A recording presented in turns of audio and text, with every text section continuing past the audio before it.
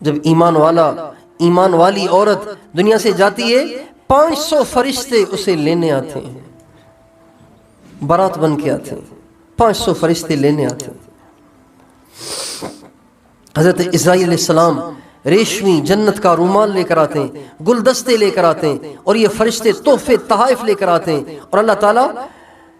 اس کی آنکھوں سے پردے ہٹا دیتا ہے، اس کو جنت کی نعمتیں دکھاتا ہے، تاکہ دنیا چھوڑنے پہ میری بندی کا دل غمگین نہ ہو۔ اللہ اکبر، اس کے دل کو بہلایا جاتا ہے، اس کے دل کو بہلایا جاتا ہے تاکہ بچوں کو چھوڑتے ہوئے غمگین نہ ہو، خاوند سے جدا ہوتے ہوئے غمگین نہ ہو، اپنے گھر کو چھوڑتے ہوئے پریشان نہ ہو۔ اس کو جنت کی ایسی نعمتیں دکھائی جاتی ہیں کہ ہمارے نبی نے فرمایا اس کی روح اس کے جسم میں پھڑ پھڑانے لگتی ہے، بے قرار ہو جاتی ہے اس جنت کی طرف جانے کے لیے۔ جب اس کی روح جنت میں جانے کے لیے، گندی دنیا کو چھوڑنے کے لیے بے تاب اور بے قرار ہو جاتی ہے، تو حضرت اسرائیل علیہ السلام ٹھوڑی کے نیچے جنت سے لایا ہوا وہ ریشمی رومال رکھتے ہیں، ایک دم سے اس کی روح باہر آ جاتی ہے اور اس کو لے کر آسمانوں پہ جاتے ہیں، اور یہ 500 فرشتے ان کے ساتھ ہوتے ہیں، اور ہر فرشتہ کہتا ہے حضرت تھوڑی دیر کے لیے مجھے دے دیں، میں اس مبارک روح کو اٹھاؤں اور اللہ کے دربار میں قرب حاصل کروں۔ 500 فرشتے حضرت اسرائیل علیہ السلام کے ساتھ باری باری اس روح کو اٹھانے کی سعادت حاصل کرتے ہیں۔ پہلے آسمان پہ جاتے ہیں، وہاں استقبال ہوتا ہے، دوسرے آسمان پہ جاتے ہیں، وہاں استقبال ہوتا ہے، تیسرے آسمان پہ لے جاتے ہیں، وہاں استقبال ہوتا ہے، یہاں تک کہ 7ویں آسمان پہ لے جاتے ہیں، وہاں استقبال ہوتا ہے، اس سے بھی اوپر عرش کے نیچے جا کر وہ روح سجدے میں گر جاتی ہے۔ اللہ کہتے ہیں میری بندی، میں نے ساری زندگی تمہیں آزمایا، لیکن تم نے سردیوں میں فجر نہیں چھوڑی، تم نے کبھی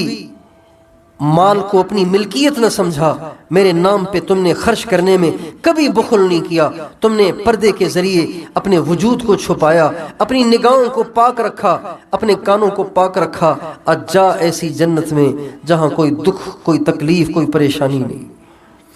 اور پھر اس کو ہمیشہ ہمیشہ جنت میں داخل کر دیا جاتا ہے۔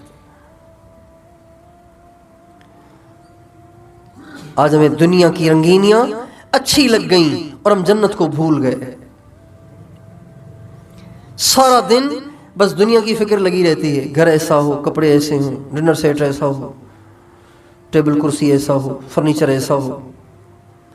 ہر تقریب کے لیے ہماری عورت کو الگ جوڑا چاہیے۔ جس کو جنت کا یقین ہو وہ ایسی نہیں ہوتی، جس کے دل میں موت کا یقین ہو، جس کے دل دماغ پہ ہر وقت موت کا منظر چھایا رہتا ہو، وہ یہ نہیں کہتی کہ اگلی تقریب کے لیے اگلا جوڑا چاہیے، اگلی تقریب کے لیے اگلا جوتا چاہیے، وہ یہ نہیں کہتی، وہ کہتی گزارا کرنا ہے۔ اما عائشہ رضی اللہ عنہ فرماتی ہیں میرے پاس ایک کرتا تھا سرخ رنگ کا، انصار کی کتنی بچیوں کی شادیاں اس ایک کرتے میں ہوئیں۔ انصار کی عورتیں مجھ سے کرتا منگواتی کہ ام المومنین میری بیٹی کی شادی ہے، آپ چند دن کے لیے کرتا مجھے دے دیں تاکہ میں اس کو اس میں رخصت کر لوں۔ وہ کرتا پہنا کے اس دلہن کو رخصت کر دیا جاتا، پھر وہ کرتا اتار کے واپس بھیج دیتی اما عائشہ کے پاس۔ کپڑے، جوتے، گھر، فرنیچر، پتہ نہیں کن چکروں میں پڑ گئے۔ ایسے ہماری زندگی سے ایسے لگتا ہے کہ جیسے ہم لوگوں نے مرنا ہی نہیں ہے، موت آنی ہی نہیں ہے۔ کتنے لوگ دنیا میں آئے اور بڑے بڑے انہوں نے گھر بنائے، لیکن ان گھروں میں رہنا ان کو نصیب ہی نہیں ہوا،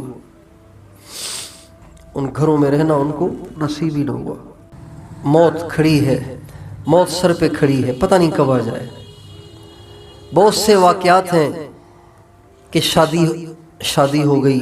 نکاح ہو گیا، کپڑے پہن لیے، زیور پہن لیے، اور رخصتی کا وقت قریب ہے، لیکن اچانک ہارٹ اٹیک ہوا یا کوئی حادثہ ہوا اور دلہن دنیا سے چلی گئی۔ دلہن نے دولہے کو نہیں دیکھا، دولہے نے دلہن کو نہیں دیکھا اور دنیا سے رخصت ہو۔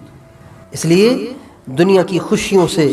ایسے مغلوب نہیں ہونا چاہیے کہ ہمیں اللہ ہی یاد نہ رہے، آخرت ہی یاد نہ رہے، اللہ کے نبی یاد نہ رہیں۔ آپ ساری بہنوں سے دست بستہ درخواست ہے، آج کے بعد یہ ٹھان لیں اپنی زندگی میں جو کچھ آپ کر رہی ہیں اس کو شریعت پر پیش کریں، اس کو سیرت پر پیش کریں کہ آپ کے نبی نے آپ کو اس کی اجازت دی ہے.